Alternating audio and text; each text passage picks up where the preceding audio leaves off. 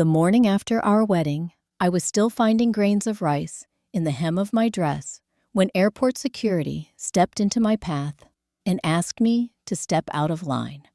Daniel kept walking toward the gate, boarding pass in hand, never looking back. I remember the supervisor leaning close enough that I could smell his aftershave when he said quietly that I might want to think before getting on that plane with my husband. It was Monday, June 9th. Nashville International was already humming with early summer travelers, headed for beaches and family reunions. Daniel had insisted we arrive 2 hours early, said he liked moving without stress. He cleared security with that easy, confident stride I had always admired. People tended to part for him without knowing why. I was about 20 feet behind him, dragging my carry-on, still wearing the thin, gold band that had felt impossibly new on my finger the night before. My passport was tucked inside the front pocket of my purse, next to the folded copy of our flight itinerary to Maui. I had checked it twice at breakfast. "Ma'am," the man said again. He wasn't in a standard TSA uniform. Dark suit, badge clipped at his belt, calm, steady eyes. "I just need a moment of your time." I assumed it was random. It happens. I've spent enough years advising clients on risk to understand that systems sometimes flag the wrong person. I stepped aside, heart steady, already rehearsing a polite explanation about my work trips and clean record. He didn't ask for my passport first. He nodded slightly toward Daniel's back as my husband disappeared around the corner toward the terminal restaurants. "Is that man your husband?" The word husband still felt unfamiliar in my ears. "Yes," I said. "Since yesterday." The supervisor's expression did not change, not even a flicker. "How well do you know him, Mrs. Mercer?" The name landed harder than I expected. Mercer. I had signed it in careful script less than 24 hours earlier. I felt my grip tighten on the handle of my suitcase. "I'm sorry," I said. He didn't raise his voice. If anything, he lowered it. "You may want to think before you board with him. There are moments when your body understands something before your mind does." My heart didn't race. It seemed to stall. Around us, people removed their shoes, emptied their pockets, gathered their laptops. The conveyor belts hummed. A toddler cried somewhere near the scanners. Ordinary sounds. Ordinary morning. But the ground beneath my new marriage shifted just slightly. "What are you implying?" I asked, keeping my voice level. "I have built a career on keeping my voice level." "I'm not implying anything," he said. "I'm asking you to come with me." He gestured toward a frosted glass door set into the wall beyond the screening area. Not a public office, not a customer service desk. Something set back and quiet. I glanced once more toward the gate, where Daniel had gone. He hadn't noticed I was missing yet. Or, if he had, he wasn't showing it. I adjusted the strap of my purse, felt the edge of my passport through the leather, and followed the supervisor toward the closed door, telling myself this was routine. But I knew in the way you know when a contract hides something, in the fine print that routine questions don't begin with, "How well do you know your husband?" I have spent most of my adult life teaching people not to sign anything they don't fully understand. By 32, I was a senior financial advisor at a mid-sized firm in Austin, Texas. My days were built around caution. I read prospectuses the way some people read novels. I underlined clauses. I asked uncomfortable questions in conference rooms where other people preferred optimism to clarity. My clients trusted me because I didn't rush. I built my own portfolio the same way. 12 years of steady work. No dramatic wins, No reckless risks. I still held the small trust my grandmother had left me when I turned 25. It wasn't enormous, but it was meaningful money she'd set aside from decades of teaching public school in Waco. I had always considered that account untouchable, more symbol than asset, a quiet inheritance of discipline. Daniel used to say he admired that about me, my steadiness. We met at a charity fundraiser in downtown Austin 4 years ago. He introduced himself as a logistics consultant who traveled frequently, distribution chains, international contracts, the kind of work that required precision and calm under pressure. He spoke the language of systems and efficiency, and I found that reassuring. There's comfort in someone who sounds organized. He never pushed too fast. That was what convinced me more than anything else. He didn't rush our relationship. He waited. He remembered details, the way I prefer my coffee, the fact that my father lost his retirement savings in a poorly structured real estate deal, the caution that had grown in me from watching that unfold. I had dated men before him, some charming, some careless, none patient. Daniel was patient. When he proposed last winter, it wasn't grand. No flash mob, no hidden photographer. Just dinner at a small restaurant on South Congress and a ring he said he'd chosen because it was simple, like you. I said yes, because 4 years felt like due diligence. Rachel Kim, my closest friend and colleague, had squeezed my hand under the table the night I told her. If anyone's vetted a man properly, she'd said it's you. I believed that. Even after the supervisor at the airport asked how well I knew my husband, my first instinct was not panic. It was analysis. What exactly did he mean? Was this a bureaucratic misunderstanding? A mix-up of names? Mercer is not an uncommon last name. Standing in that corridor, behind security, on Monday morning, June 9th, I replayed the past 4 years, the way I would review a client's file before a quarterly meeting. Travel schedules, apartment leases, tax returns we had discussed in broad terms, conversations about eventually merging accounts, nothing immediate, just after the honeymoon.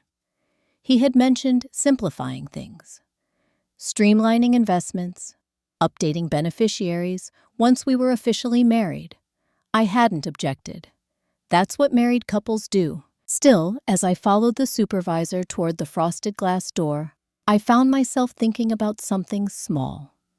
Last month, when Daniel filled out a form at our bank to open a preliminary joint account, he had asked me to sign before reading the second page. Just routine, he'd said.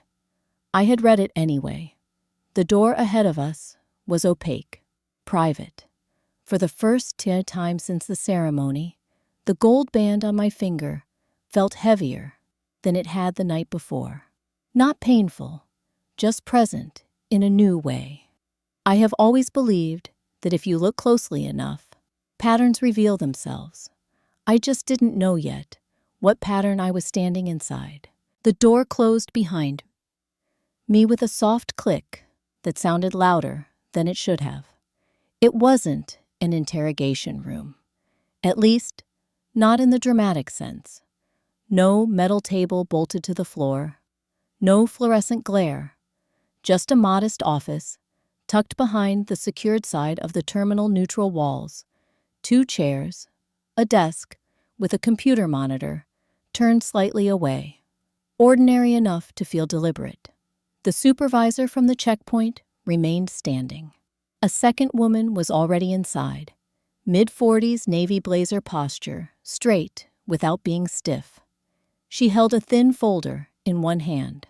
"I'm Special Agent Laura Benton," she said. Her tone was even almost courteous. "Homeland Security Investigations." The words rearranged the air in the room. I sat when she gestured to the chair across from the desk. My carry-on rested upright beside my knee. I kept one hand on the strap of my purse, feeling the edge of my passport through the leather. The gold band on my finger caught the overhead light. "This won't take long," Agent Benton said. "We just need to clarify a few details. About what I asked. About your husband." The word felt heavier now. She opened the folder, but didn't slide it toward me yet. "You were married yesterday, correct?" "Yes." "And your husband's full legal name is Daniel Thomas Mercer?" "Yes." She nodded once, confirming something already written in front of her. "Mrs. Mercer, were you aware that Daniel Mercer was previously married in Denver, Colorado, 3 years ago?" The question didn't hit like an explosion. It landed like a dropped glass sharp, specific, contained. "He told me he'd had serious relationships," I said carefully. "He never mentioned a marriage." Agent Benton studied my face the way I study clients when they insist they've disclosed everything relevant. "Do you know the name Rebecca Lang?" I shook my head. She turned the folder slightly so I could see the top page. It wasn't dramatic, just a photocopy of a marriage certificate from Denver County. Daniel's name, a date from 3 years ago. The bride, Rebecca Ann Lang.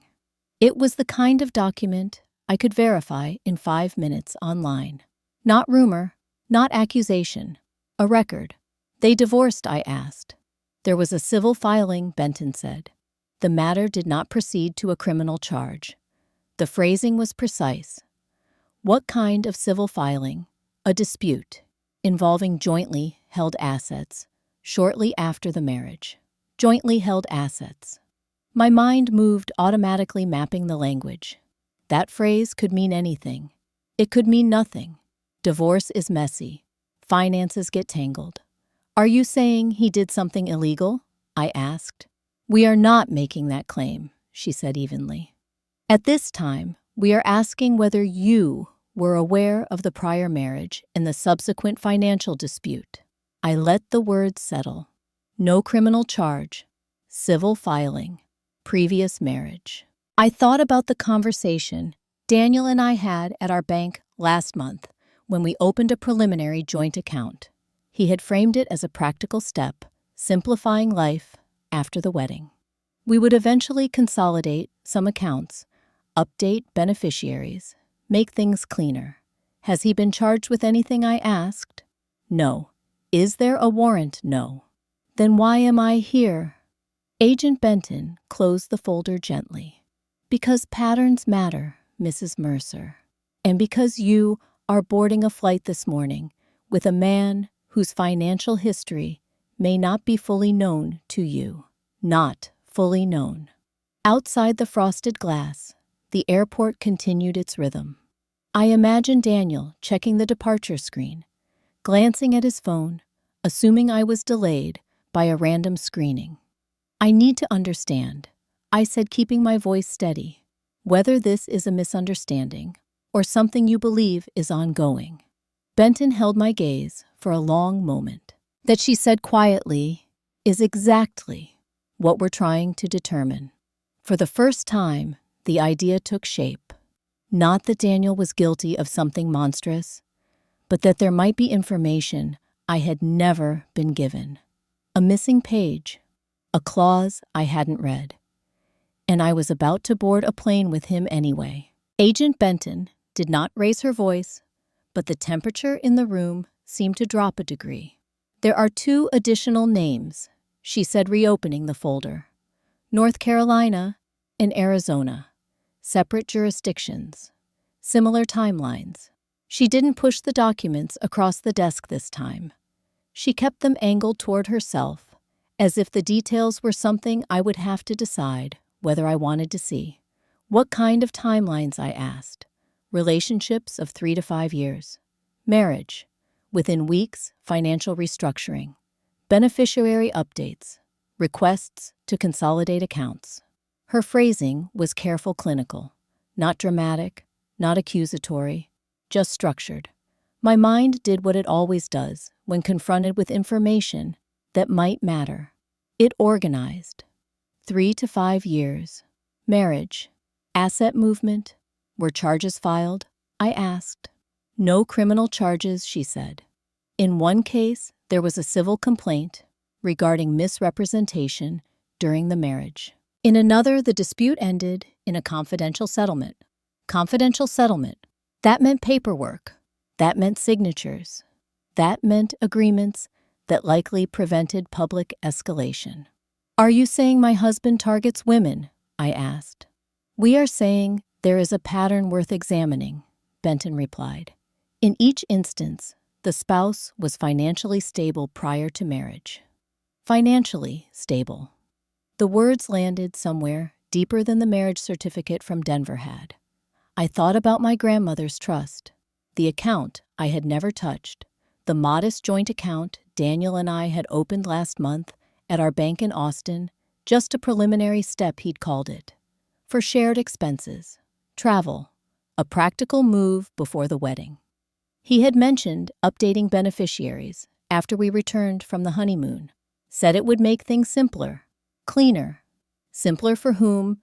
Has he attempted to transfer large sums before I asked? In at least one case, there was a documented request to change primary account authority shortly after the wedding, Benton said. The timing raised concerns.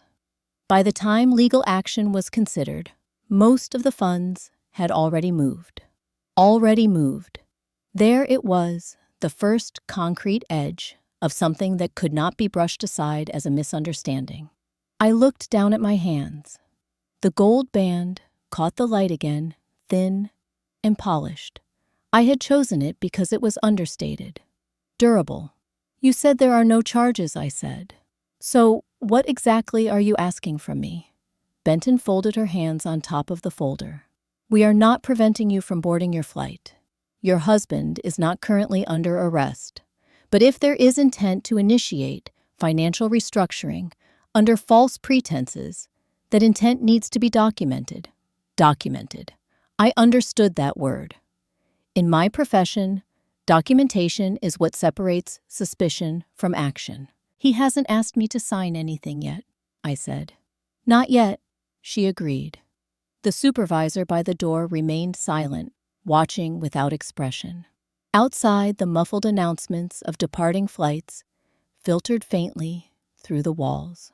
Mrs. Mercer Benton said softer now, I cannot tell you what decision to make this morning, but I can tell you that in the previous cases, the spouse believed she was entering a stable partnership. She did not know there were unresolved financial disputes from prior marriages. Unresolved. The word pressed against my ribs. Daniel had never spoken of a prior wife, never mentioned a settlement, never explained a civil complaint. Maybe there was a reasonable explanation. Divorce can be complicated. Financial disentanglement can look worse on paper than it feels in real life. But patterns do not form from a single coincidence. If I walk out of here and get on that plane, I said slowly. What happens next? Benton held my gaze. That depends, she said, on what he asks you to sign. For the first time, the pressure shifted from abstract history to immediate future. Not what he did, what he might do.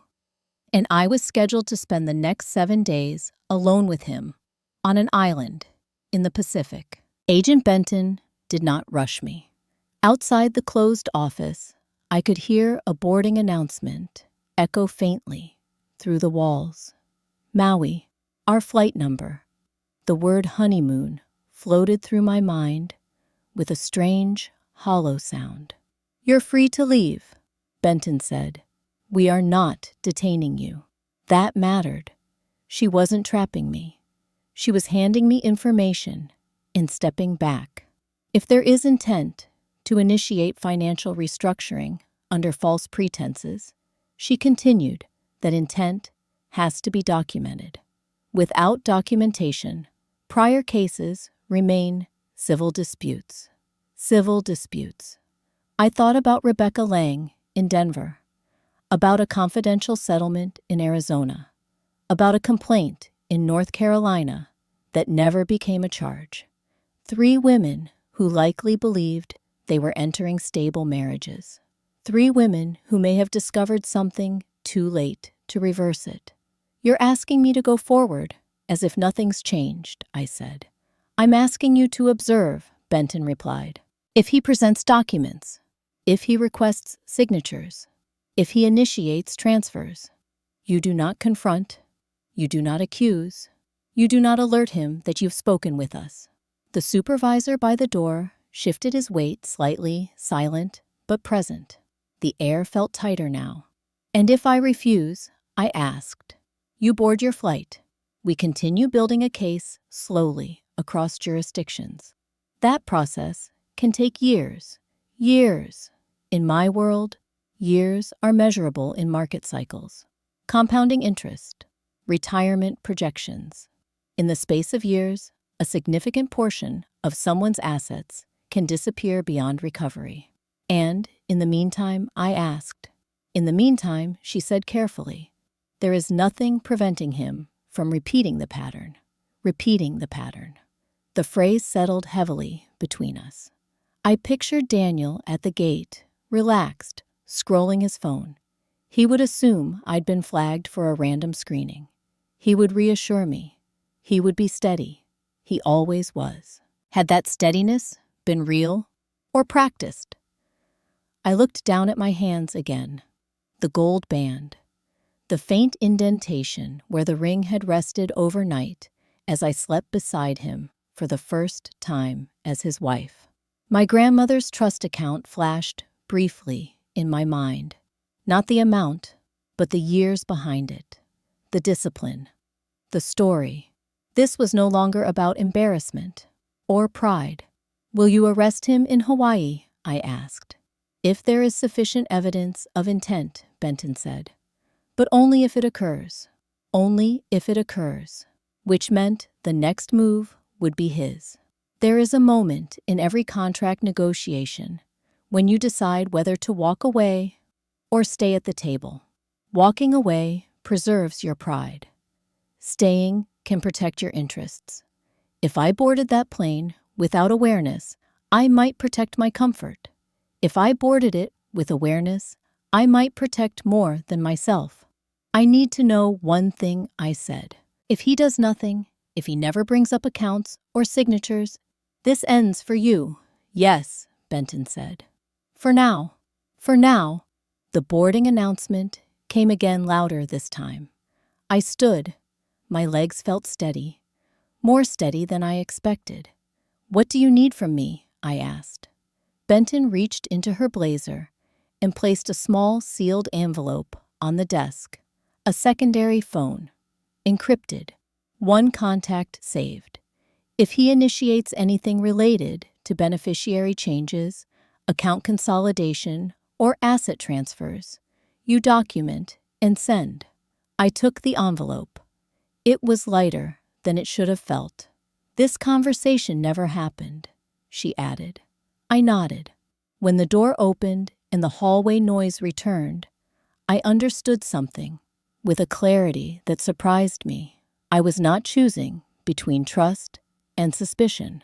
I was choosing between silence and responsibility. And I picked up my carry-on, adjusted the strap of my purse, and walked back toward the gate to join my husband, as if nothing in the last 30 minutes had changed at all. We landed in Maui just before sunset on Monday, June 9th.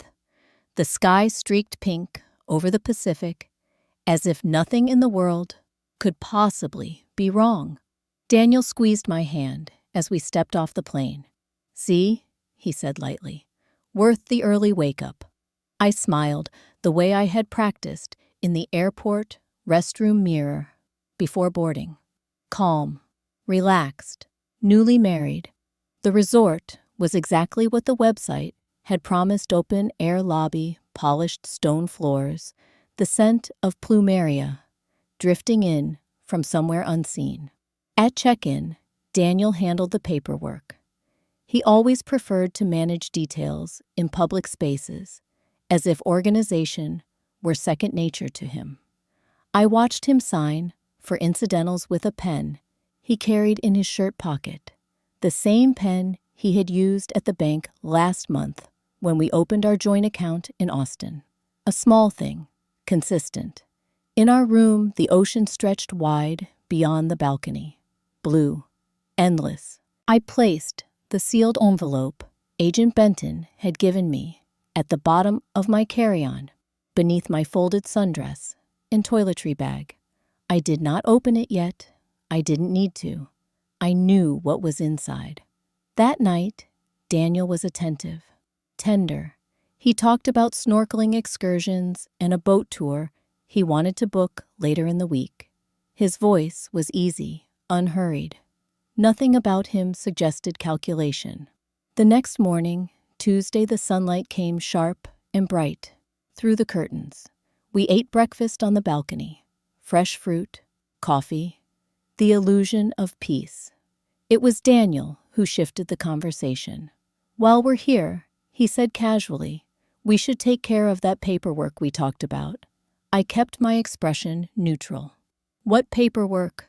"The account consolidation. Updating beneficiaries. It's just housekeeping." He sipped his coffee.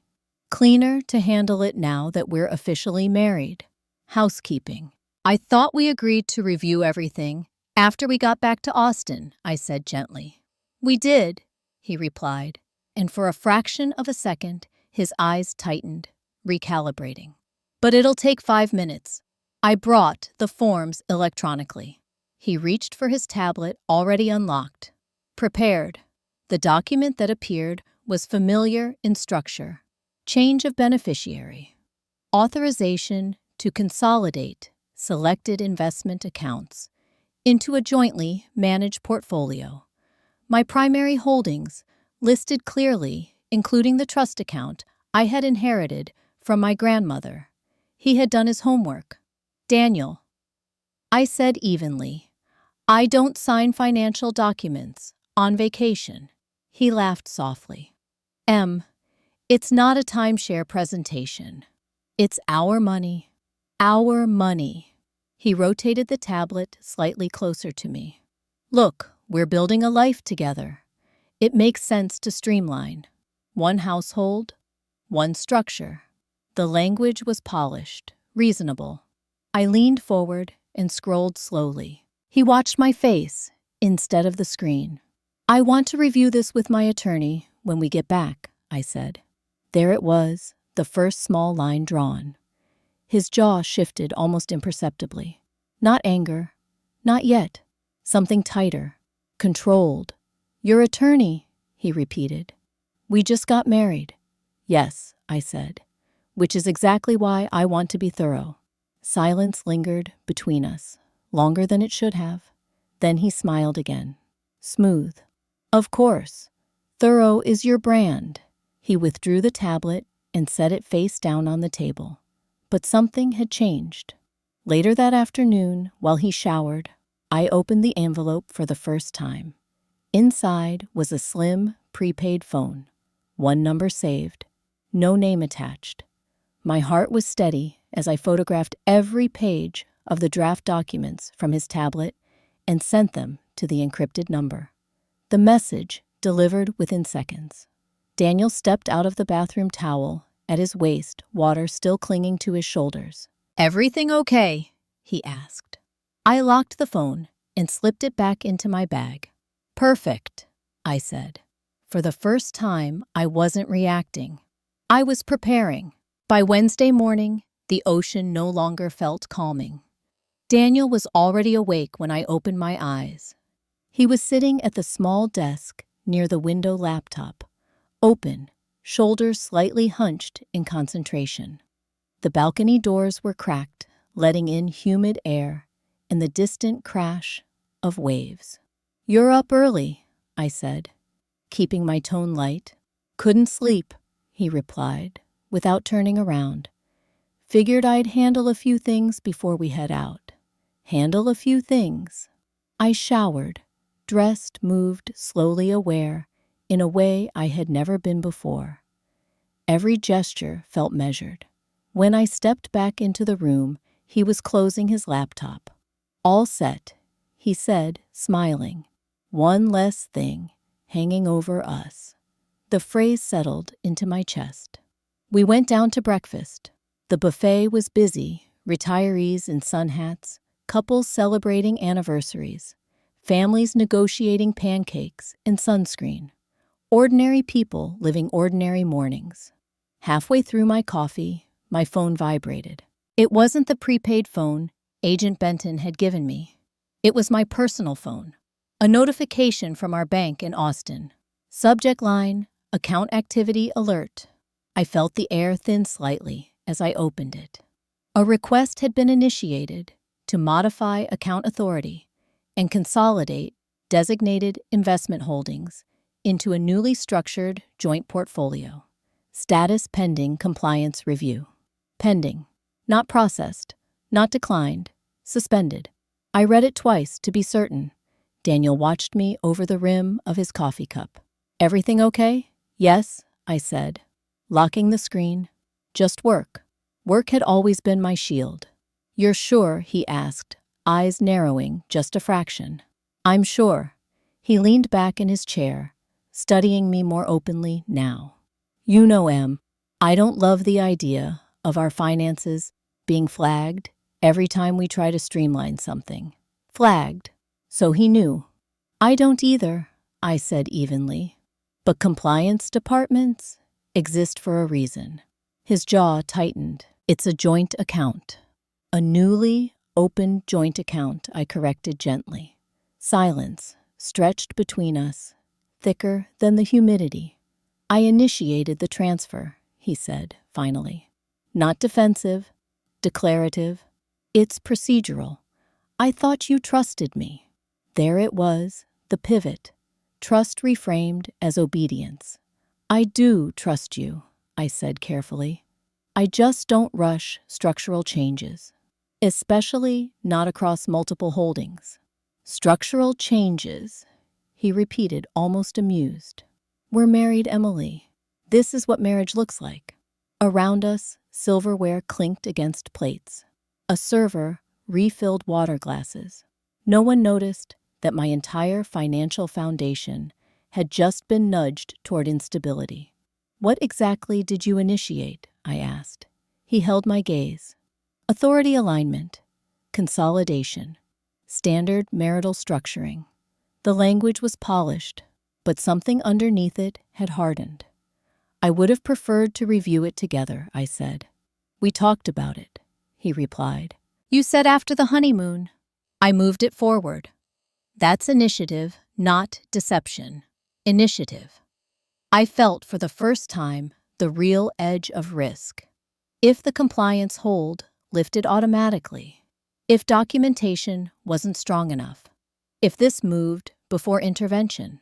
Later that afternoon, while Daniel was at the pool bar, making casual conversation with a couple from Seattle, I slipped back to our room.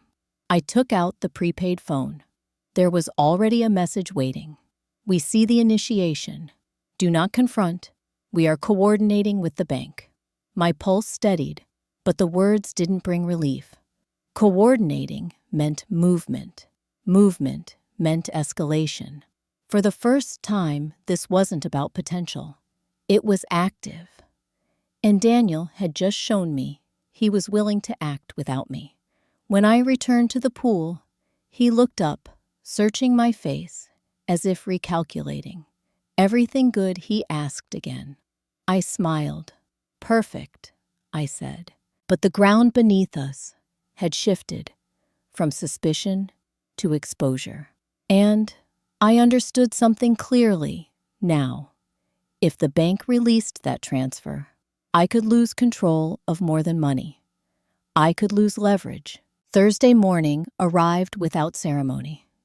Daniel was restless before breakfast, checking his phone more often than usual. The compliance hold from the bank had not cleared overnight. The pending status remained, suspended, under review. He didn't mention it immediately, but I could see it in the way he folded and unfolded his napkin at the breakfast table. I might need to make a few calls today, he said finally, just to understand what's going on. With the bank, I asked evenly. With people who know how these systems work, he replied. Compliance departments overreact. Overreact. It was the first crack in the smoothness he usually maintained. By mid-morning, the message came through on the prepaid phone. We are proceeding. Do not warn him. The words were short, final. I spent the next hour on the balcony, staring at the horizon, replaying every moment since Nashville. The mistake, if there had been one, was not in trusting him. It would have been in confronting him too soon. Anger would have given him clarity. Silence had given us documentation. Daniel returned from a walk along the beach, sunglasses on expression neutral, but sharpened. They've escalated the review, he said. Apparently, the transfer triggered cross-state flags. Cross-state. That word didn't belong in an ordinary honeymoon conversation. And I asked, and it's unnecessary, he said too quickly. They're treating routine marital structuring like fraud. Fraud. He was the one who introduced the word. There are moments when a person reveals more in defense than they ever would in confession. Just before noon, 2 men and a woman in resort attire, but with posture too deliberate to be tourists, entered the open-air lobby. I recognized Agent Benton before she reached our table. Sunglasses removed, expression composed. Daniel saw them at the same time. His body stilled, not in surprise, but in calculation. His gaze moved from Benton to the 2 men behind her, then briefly to me. Mr. Mercer, Benton said, her voice calm, but carrying authority even in the casual setting. We need a few minutes of your time. Several guests nearby glanced up, then quickly away. Daniel stood slowly. Is there a problem? We're conducting an inquiry related to financial activity initiated from your joint account, she said. We have questions about intent and prior representations. Intent, prior representations. The language had shifted from abstract to formal. I don't understand, Daniel replied smoothly. My wife and I made a routine adjustment. Benton's eyes moved to me for half a second, just enough to confirm alignment. Your passport, please. One of the other agents said quietly. Daniel hesitated, only a fraction of a second. Then he reached into his pocket and handed it over. This time, it wasn't my passport being held. Resort security stood at a respectful distance. No handcuffs, no raised voices, just procedure. Am I under arrest? Daniel asked. You are not under arrest at this moment, Benton said. You are part of an active federal investigation. Federal. The word settled over the lobby like a weather shift. Daniel turned to me, then really looking at me. Not anger, not panic, something colder. Recognition. You knew, he said, softly. I met his gaze without flinching. I asked to review the documents, I replied. It wasn't a confession. It wasn't an accusation. It was a line drawn in daylight. The agents guided him toward a private conference room off the lobby. Guests resumed their conversations. The ocean continued its steady rhythm beyond the palm trees. My phone vibrated again. Account freeze confirmed. For the first time since this began, the ground felt solid beneath my feet. Not because justice had been delivered, but because the system was finally moving in the open. I flew back to Austin alone on Friday, June 13th, wearing the same thin gold band, because I didn't yet know what to do with it. The resort had offered to move me to a different room after Daniel was escorted out. They spoke in soft voices, as if kindness could erase the fact that my honeymoon had become an evidence trail. I declined. I stayed one more night, not to be brave, but because I needed silence. The ocean didn't care what my last name was. It kept moving. At the airport in Kahului, I kept expecting someone to step into my path again. No one did. My passport slid across the counter, my boarding pass scanned. The world returned to its normal procedures, and that somehow felt like the strangest part. On Monday morning, June 16th, the first business day after I got home, I sat in a conference room on the 10th floor of my office building downtown. The windows looked out over the Capitol dome. Familiar, grounding. Rachel Kim sat beside me, her presence quiet and steady. She didn't ask for details. I wasn't ready to give. She just held a cup of coffee out to me, like an anchor. Across the table was Margaret Lewis, the attorney Rachel had recommended years ago when a client of ours was caught in a messy divorce. Margaret was in her late 50s, silver hair, pulled into a neat twist, eyes sharp, in a way that felt protective rather than judgmental. "I'm going to ask you for facts," she said. "Not feelings. We can handle feelings later." I nodded. She reviewed the paperwork. Agent Benton's team had forwarded copies of the attempted consolidation request, the beneficiary change draft, and the compliance freeze confirmation. Each page had timestamps, digital trails, the language of systems. "This is good," Margaret said finally. "Not good as in pleasant. Good as in clear. Clear." I hadn't felt clear since Nashville. "What happens now?" I asked. "Now we separate your financial identity from his," she said. Immediately. Immediately meant action.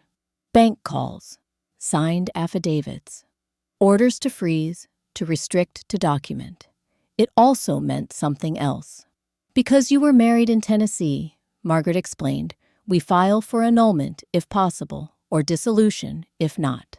The goal is to prevent him from claiming any marital interest in your assets." Marital interest. My grandmother's trust account flashed in my mind again. Not numbers, but the story behind it. The dignity. My phone vibrated during the meeting. A number I didn't recognize. I stepped into the hallway and answered. "Mrs. Mercer," Agent Benton said. Her voice was the same calm I remembered from the airport. "I wanted you to know the investigation is active. The attempted transfer created jurisdiction and intent. Intent. That word again. But now it had weight. What does that mean for him?"